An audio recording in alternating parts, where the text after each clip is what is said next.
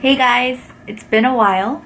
I almost feel like I don't know how to start one of these morning chats because it's been a while. I just got back from traveling last week and I just needed a week to, get back into my routine and figure out what kind of videos I'll be releasing for the next few weeks. I forgot to put on sunscreen today, so I'm doing that now. I'm using my Kula mineral sunscreen. I've been using this one for a while, and this is actually Brandon's tube that I took from him because I finished mine. And it's one of my empty products that I'll be sharing with you as soon as I finish putting my makeup on. It does make me slightly paler, but it's nothing like some of the greasier sunscreens that I've worked with in the past. I started putting on sunscreen on my desk instead of in the bathroom because I found that it's really dark in my bathroom and sometimes I don't blend in my sunscreen all the way. So by the time I sit down to put my makeup on, I find, little splotches of white, especially toward my hairline. So, alright, where do I start? What do I tell you? So I was in Malaysia for 10 days because, as most of you know, my sister is backpacking right now. She's backpacking Southeast Asia by herself for the most part. I did start the first leg of the trip with her, and then she did have one of her best friends on the trip with her for about like 3 to 4 weeks, and then I got to join her in Malaysia for about 10 days. I'm sorry, let me grab my foundation. So yeah, we met up in Malaysia, and to be honest, Malaysia wasn't a place where it was on my bucket list or anything, but I think the other option was either going to Vietnam with my sister, but I'd already been there with Brandon, like right before we got married, and I didn't want to, go somewhere that I've already been to. So luckily it lined up so that when I could get the time off, she'd be in Malaysia. So we were there. We went to Penang and Kuala Lumpur, and what I'd heard before going to Malaysia is that like their food is amazing, so obviously I was really excited for that. And then I heard it was really humid, but that's pretty much all I knew about Malaysia. Having been there, I will say that it's a pretty cool place because one of the things that we learned from a tour that we went on, we actually went on a food tour because we wanted to make sure we were eating like really delicious local food. And our guide was telling us how she just loves Malaysia because there are so many different religions that coexist together and they just live so peacefully, and it's such a cool mix of different cultures. Like even if you saw an Asian person and you might assume that, oh, they're just Chinese, or I don't think I saw many Koreans there, but a lot of them are actually would identify as being Malaysian, and I hope I'm not butchering that. I know some of my viewers, you guys are Malaysian, so please correct me if I'm wrong. But what I learned was that even when you are to see someone that might look Indian, even some Indian people that we met, they would identify with being Malaysian over Indian. When we were on the food tour, she actually took us in front of this apartment, and in front of the apartment there was a little market, so she was helping us get street food and fruit.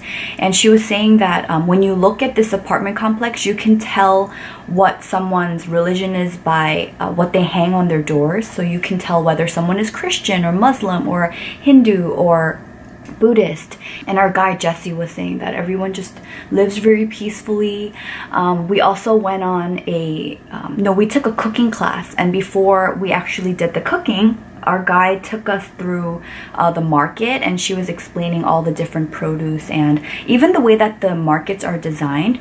It's very respectful of one another's like religions and beliefs. And so if you're a vegetarian, there's a separate entrance that you can enter the market, so you're not walking in front of butcher shops. And obviously if you are someone that eats meat, you can enter at this part of the market so that you have access to most of the different cuts of meat and stuff. And I just thought that was really cool. I personally don't know anyone that's Malaysian, so it was really interesting to learn more about the country and the culture. But not only was it the cooking class and this food tour that made the trip for us, my sister and I got really lucky and met just some incredible women. And one of them, her name is Sadia, and she was actually the instructor for our cooking class. And turns out she's the same age as our mom.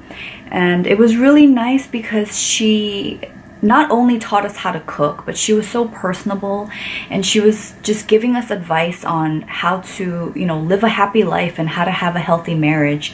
And she's been married to her husband for over 35 years, I think, and just the way that she talks about him, I was really encouraged by that, because it sounds like they're still so much in love, and not just like the fluffy, oh, my husband's so great kind of love, but this really deeply rooted respect and understanding for each other that I ended up crying a lot, like talking to her, because I felt like so much of who she is as a wife is someone that I strive to be, like the qualities that she has and how they just seem like they really understand and have a lot of just patience and wisdom. And so that was, she single-handedly made the trip for me. And then that was in Penang. So we went to Penang first, and then we flew over to Kuala Lumpur. And when we were in Kuala Lumpur, my sister picked out this hostel where we stayed at for 4 nights.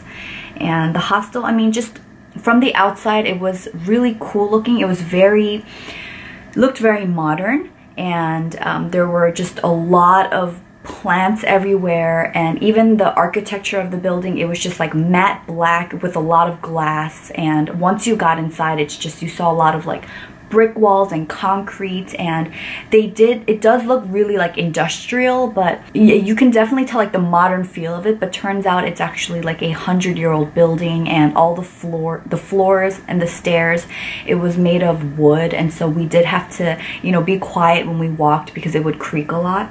But yeah, the decor and the ambiance of the place was really, it was my cup of tea. And even the little touches that the owner put on the hostel, like, I appreciate it. Like, for example, there was a sign, because obviously a lot of these backpackers, they stay there, and when they get to the hostel, they ask the manager what the Wi-Fi password is. And even on the sign, it said, you know, you guys should be talking and hanging out with each other, like, you know, meeting other people. But if you insist, and, you know, she had the name of the Wi-Fi, and the password was, there is no Wi-Fi. So my sister and I were thinking, oh, it's funny, because I wonder if people ask, hey, what's your password? And she just answers like, there is no Wi-Fi. And you get what I'm saying, right?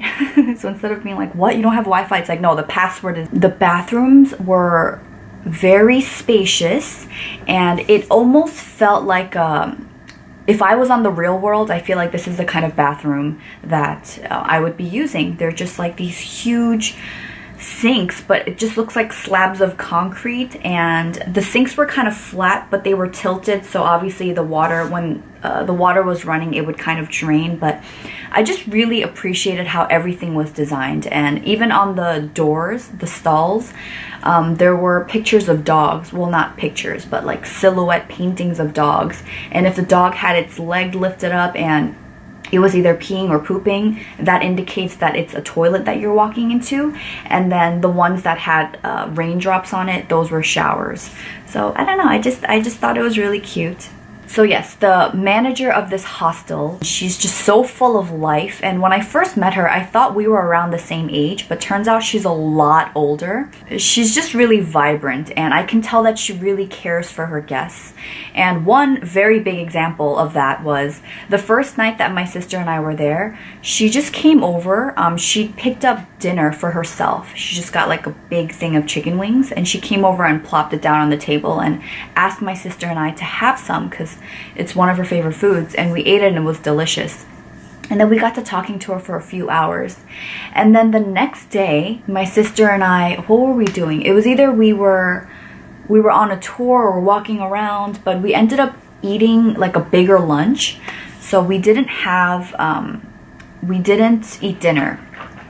But then by the time we got to the hostel, we figured, okay, if we're starving, we can always go back out. But once we got into our hostel, there was another guy working behind the desk, and he's just one of the staff members. And he comes up to us and he's like, hey, are you the 2 Korean girls that are staying here? Because we were the only like Korean American girls in the hostel. And we're like, yeah.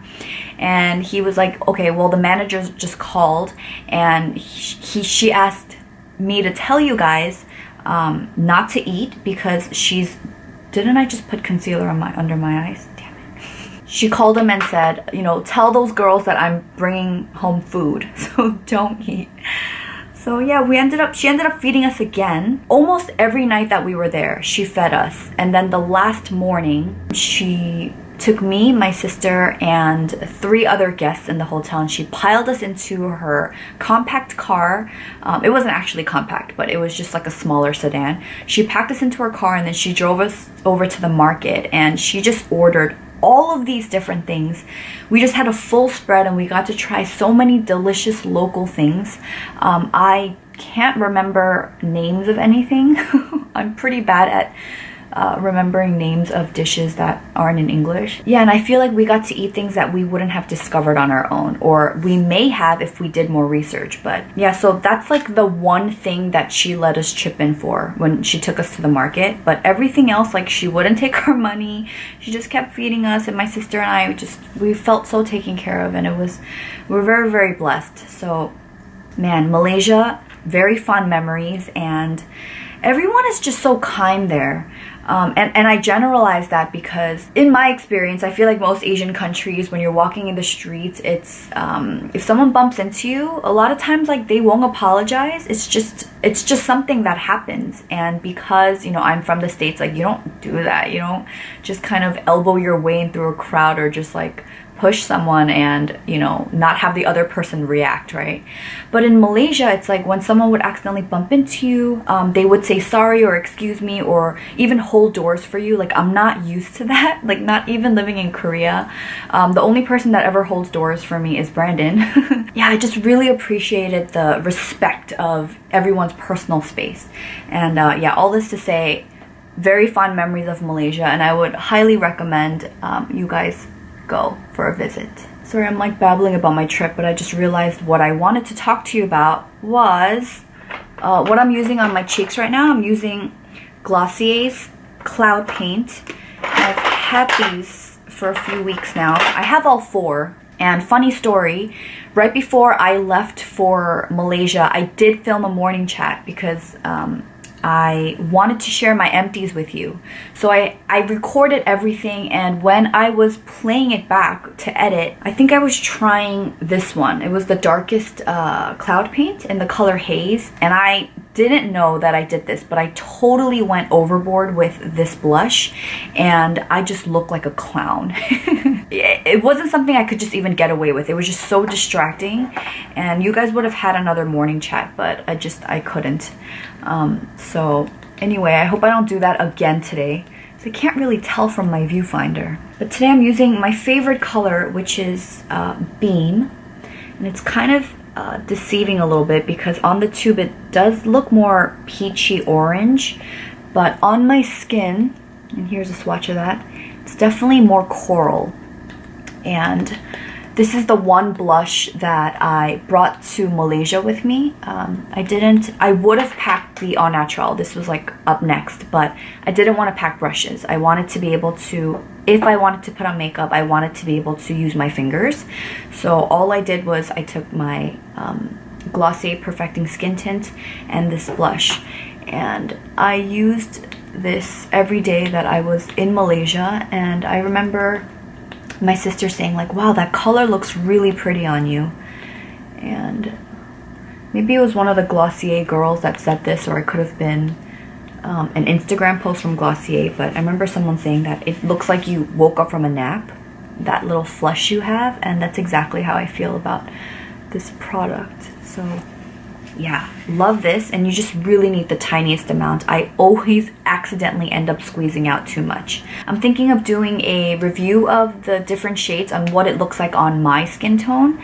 I know there are a bunch of Glossier reviews out already on YouTube, but I don't know if I'm going to do it in a morning chat or do like a separate Glossier video, but I will talk about them at some point. I'm going through this phase right now where I just want to wear as little as possible on my face.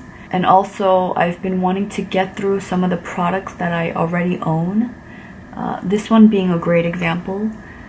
I had this on my wish list. This is the RMS Beauty cream eyeshadow in the color Seduce. My friend Vicky gifted this to me. I think I saw like a tutorial where Rosemary Swift was using this as like a contour shade, and I tried it on my face and I can't. So I'm trying to use this as an eyeshadow, and I really do like it, but sometimes I can definitely go a little bit too heavy-handed and it looks, you know, too dramatic for an everyday look. So I've been putting a little bit of this on my eyeshadow, on my eyelids, and then I've been adding a little bit of the Au Naturel eye pencil, like just at the ends here. Some highlighter just on the tops here. Just adding a little bit of Bite Beauty's Tannin. I've had this for ages and I don't like to wear a super bold lip, especially since I'm not really doing anything today. I just wanted something to just brighten up my face a little bit. But yeah, one of my go-to lip products. So now that that's done, let's go into all the products that I need to show you that I finished up. Here are all the products. There are 11 things in here, and I know this because I have a spreadsheet that I will be referring to. So I'm just gonna go in order of the way that I listed it, not necessarily the order in which I finished these products. So the first one is Maya Chia's The Super Couple Astaxanthin and Chia Ultra Luxe Face Oil. And this was the hero product from Beauty Heroes in January 2017. Let's see, I opened this, shortly after I received it, and I used it twice a day, and I want to say I finished it maybe end of February or early March. I don't remember exactly, but I really enjoyed this face oil. I was pretty sad when I was done with it, and I jotted down a few things so that, you know, I could remember, because it has been like a few months. Okay, so I used this twice a day. My skin felt really smooth and glowy. It didn't clear up existing acne, but it also didn't make me break out, or my skin didn't react to it. I really did enjoy this more for like a, I don't want to say brightening, but a smoothing, extra layer of moisture and glow. That's the purpose that I saw this product had on my skin, and I would definitely repurchase this. Not anytime soon, just because I am going through my current collection of face oils, but this is one that I really enjoyed. All right, next is this. I finished up the Esop Classic Shampoo. What did this smell like? This one has rosemary leaf, cedarwood bark, and juniper berry. So I bought this in Korea when I was having a scalp issue, and I wanted something that was clarifying, because I don't know what I was using before, but whatever I was using before wasn't really working out for me. And oh, okay, I bought the Lush Big Shampoo, the one with the salt crystals, and when I first got it, I really liked the effect that it had on me, but after a while it didn't really do much for me in terms of like helping my scalp, and that was a little bit too harsh to use every single day. So on one date night, Brandon and I stopped by the Esop store in Korea. We bought this, and I remember it hurt because I think this cost over 30 bucks. And the smell was nice. I wasn't crazy about it. I mean, it was good enough that I used it, but definitely towards the end I was really like pushing through finishing it. I wrote it smells good. Oh, it did leave my skin, my scalp feeling squeaky clean. Doesn't do much for dandruff, but I did write this down when I did have a scalp issue, which strangely, after we moved to this new apartment, I'm no longer having. And there's something else that I want to add to that in a second. But this does contain SLS, and I'm trying to avoid SLS in my hair products. So yeah, I won't be repurchasing this again, but if this was gifted to me or if it just ended up in my possession, I would probably use it sparingly, but I wouldn't spend my own money to buy this again. What I wanted to add about my scalp problem was, you guys might know, like when I was living at my old place, we were there for over 2 years. We really think it was the water in our apartment because we've gone through so many different brands and types of shampoo, but both my husband and I, we were having scalp issues. But once we moved here, I found that my scalp was less irritated.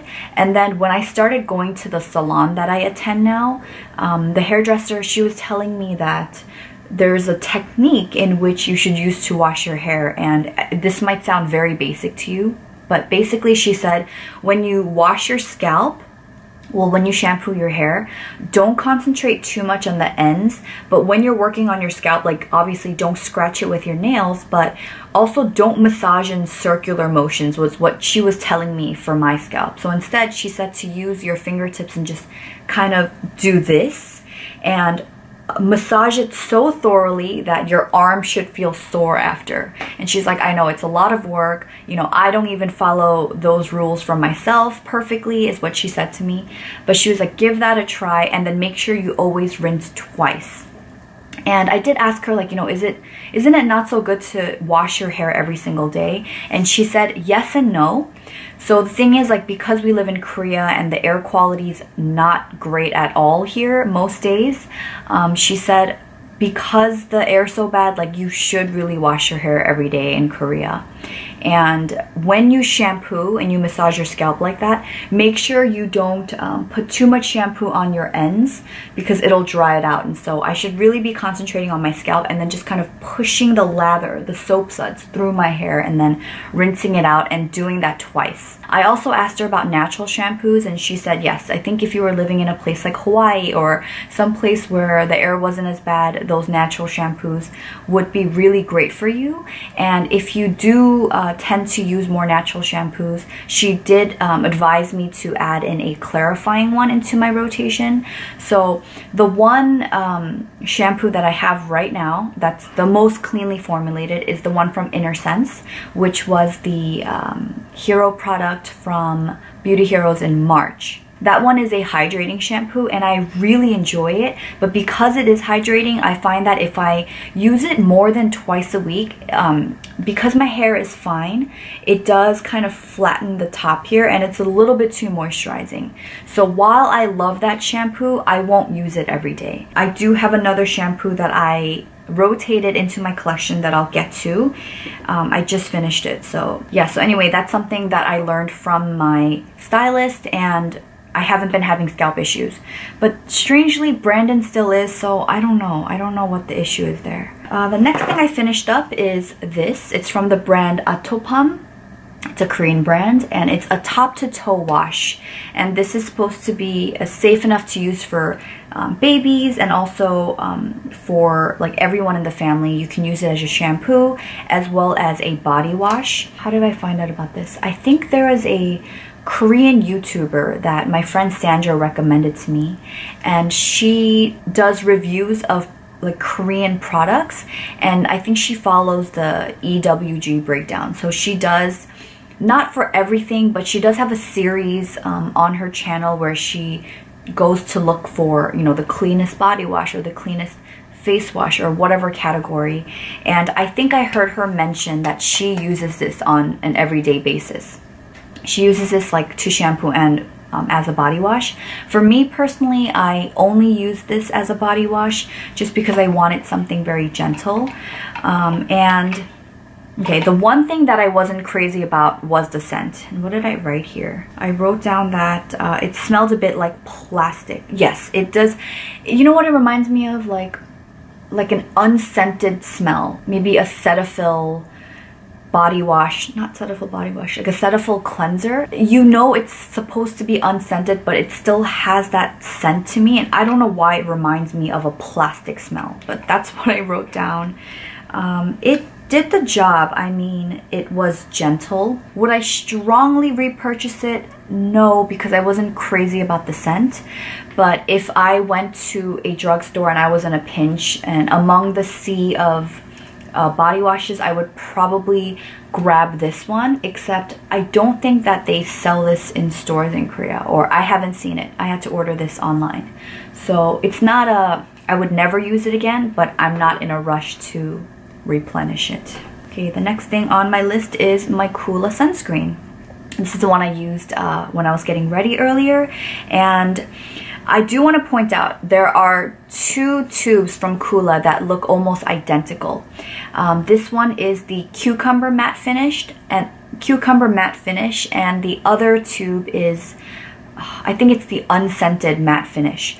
So you do have to look carefully, and you know, in the beginning I gravitated for the unscented. Like that was, I put that into my cart right away, thinking that the ingredients were the same because, you know, it is from the same line, and I just assumed.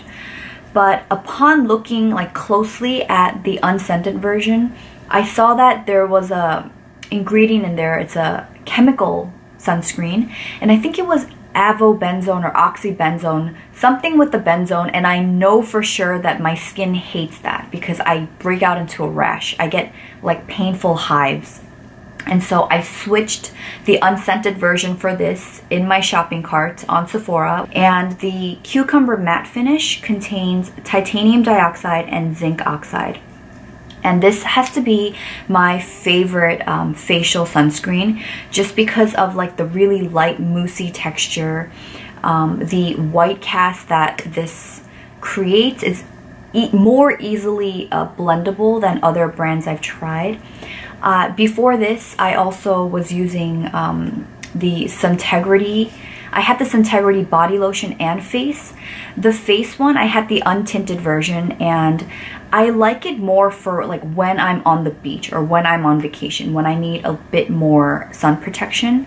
But it's too greasy and heavy for me to wear on my face under makeup. So I don't recommend the Suntegrity if you have, you know, a similar skin type to mine for everyday wear.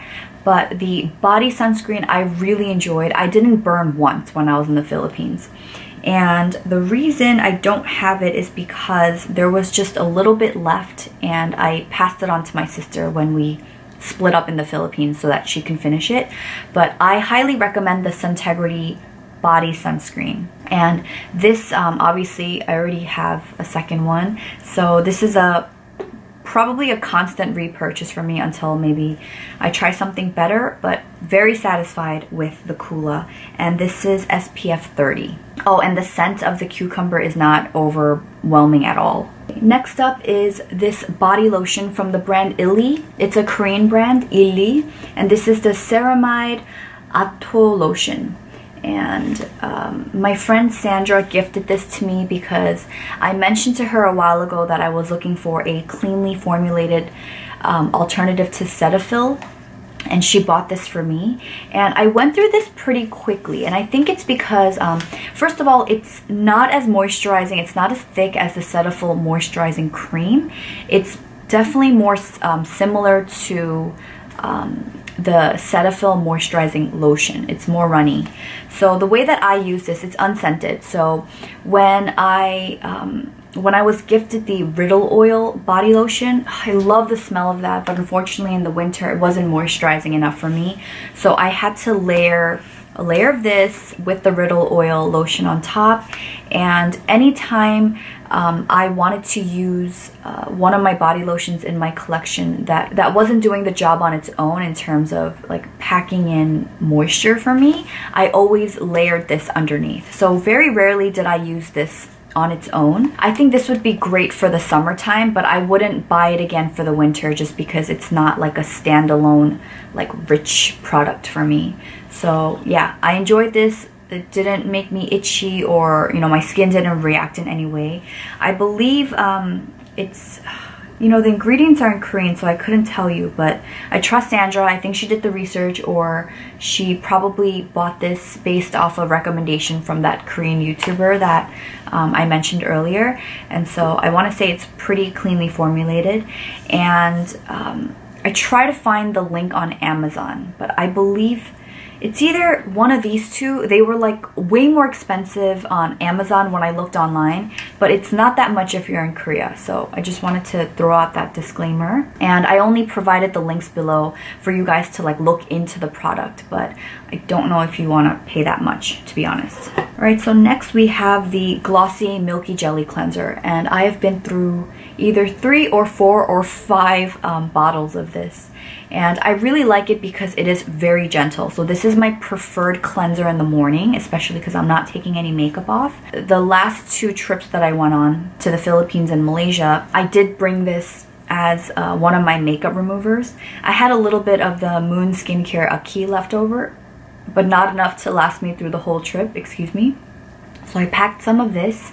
I was worried about this taking off my sunscreen, but I didn't break out. So kind of assuming that it did the job, but I think if you have super waterproof makeup, I wouldn't highly recommend this, but loved this as a gentle morning cleanser. Next is this Moisture Shave Cream from Kiss My Face, and this is in the Lavender Shea scent.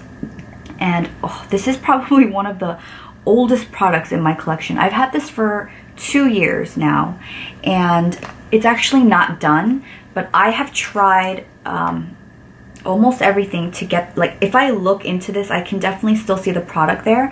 But I've had this upside down, I've hid it, I've had it standing for days, and I just can't get the product out from the bottom. Maybe it's just because it's old, I'm not sure, and it will no longer pump out, but that's why I am tossing this. I like this because it was the most cleanly formulated shaving cream that I've owned, and it was gentle enough for even Brandon to use on his face, to shave his face. But I use this obviously to shave, you know, parts of my body. I probably will purchase another one. I just don't, unless you guys have a recommendation for another shaving cream that's, you know, doesn't have a whole bunch of crap in it. Besides that, I would repurchase this. I'm just a little bit like about buying it because I hate that I couldn't finish it all the way, so I don't know. Yeah, so if you have any recommendations for a shaving cream that you like, please leave it down for me in the comments below, and preferably something that maybe I can have access to in Korea. This is another shampoo that I finished up. It's from the brand Aromatica, or Aromatica in Korean, and this is the Rosemary Scalp Scaling Shampoo. And it is silicone and sulfate free, and it smells like rosemary, pine needle, and ginger. And this one I got at Olive Young, which is like a drugstore in Korea. And it actually has writing on the bottom that says that it's in the EWG Skin Deep Cosmetics database, which is really cool. I haven't ever seen that for a Korean product. Let me just make sure. Yeah. This is the first one that I've actually seen the branding on it. I forgot how I discovered this, but when I found out that it was available in stores, I asked Brandon to pick it up, and I used it till the very end, and I really, really enjoyed the shampoo. This is the one that I had on rotation with my Inner Sense, as well as a tea tree shampoo that Sandra gifted me, and for the longest time, tea tree formulas didn't work on my scalp, but for whatever reason, the one that Sandra got me, my scalp really enjoys. So those are the 3 shampoos that I use the most frequently, and I would say this is probably one of my favorite shampoos that I've used, in conjunction with the technique that my hairstylist told me about really massaging my scalp. And I think when I was integrating this with the Inner Sense, that's when I really saw a huge difference in flakiness. Like, my scalp doesn't flake anymore. That's crazy, right? Well, I'm sure if I didn't wash it for like 3+ days it would, and if I scratched it. But yeah, like before, I would wash my hair in my old apartment, and as soon as I got out of the shower and I was towel drying my hair, I would see flakes. But I love this. The only thing is, this is definitely one that I saw on Amazon that I've linked below, just so you guys can read up on it if you wanted to. But it is so expensive on Amazon. I think it's over $30 something dollars on Amazon. I bought this for 17 in Korea, 17,001, which actually makes it less than 17 US dollars. So I wouldn't recommend you buying this on Amazon. I wouldn't pay over $30 for it. Okay, maybe I would just because I really like it, but if you can get it, maybe if you're visiting Korea or if you have friends going back and forth, maybe you guys can ask your friend to pick it up for you or something. But anyway, that's just my 2 cents. Also finished Josh Rosebrook's Kakao Antioxidant Mask. One of my favorite masks, hands down. This is not news to you. And I finished this a few days ago. I posted about it on Instagram because it really truly was a bittersweet ending. It always feels so good, right, when you finish up a product, but if it's one that you really love, you're sad to say bye to it, right? And this is an investment at $60. I didn't buy this one. It was Beauty Hero's hero product in November, so this was sent to me, but I would definitely invest my own money in this, and that is why I'm even saying this right now. This was the hero product during my birth month, Brandon's birth month, and my mom's birth month. So for my mom, on her birthday, I signed her up for Beauty Heroes for 3 months, and this is the box that she started out with, and she told me she really enjoys this mask as well. I love it because you can leave this on for a while. It says leave up to 45 minutes, and I think most masks, it's like a 20-minute period, but I kind of like leaving it on for longer, just because it allows me to do other things or like sit down and, you know, watch an entire episode of something or watch a lengthy YouTube video. I would say the only thing that's a little bit of a hassle is removing it. It does remove way more easily with a washcloth. Like if you try to use your hands, yes, it will come off, but you will have to put in some extra elbow grease, and your sink does get pretty messy. So if you have like a warm to hot but not scalding hot washcloth, it will you just press it against your skin, wait for it to, you know, melt a little bit, and then it just wipes off. And it just left my skin so smooth and just calm. I wouldn't say it got rid of any active breakouts, but I felt that they weren't as angry after I took this mask off. So it's one I have highly recommended, and I still highly recommend. All right, we have 2 products left. This one is a makeup item, and it is Beauty Counter's Tint Skin, and this is a medium coverage foundation. I bought this off the recommendation of my friend Lauren, and I've loved this. I still do. I want to say compared to Glossy Skin Tint, this is like pretty much no coverage. It's a very sheer, just like a blurred, dewy, you know, thing that I've been really into these days. I don't know why, because my skin can use the coverage, but probably the last at least half a year I've been really into a very light base and just like spot concealing instead of going heavy full on. So this was a nice little transition to my skin tint, because this one has medium coverage. It has a very natural finish, and I know many of you guys have commented on, you know, how great my skin looks when I use this product. So this is one that I still recommend. What else did I jot down about this? It didn't break me out. I found that when my skin is even like slightly dry, it can accentuate dry flakes. But I think that goes for most foundations, but that's something that I just wrote down for myself. Before this, I was using Honest Beauty's Tinted Moisturizer, and I loved that one for a while too, because I picked that up when my skin was pretty bad and I had really visible and dark hyperpigmentation marks on my face. So I feel like the progression of my foundations has really gotten lighter. So the Honest Beauty Tinted Moisturizer, great coverage. I really enjoyed that one. I just don't need that much coverage anymore. I don't want that much coverage anymore. And then I graduated to this with medium, and now I'm here with the skin tint. I really enjoyed this, and I bought a backup when I was close to done with this. I haven't broken into it yet because I am still trying to finish up my skin tint. I have maybe like that much product left, and I'm also using a powder foundation, loose powder foundation from Alima Pure. So I probably won't be opening my tint skin anytime soon. And the last thing I have is from Provise Skincare, and this is the Nutrify Tonic level 1 to 6. I got this from Beauty Heroes, and it's an oil-free tonic infused with antioxidant rich daisy flower extract and hyaluronic acid to help lighten and brighten skin. And this is my second bottle that I have finished. When I first bought it, I thought it was really pricey, and I was hoping that, you know, it made enough of a difference to, you know, justify the cost. This is close to $50, I believe.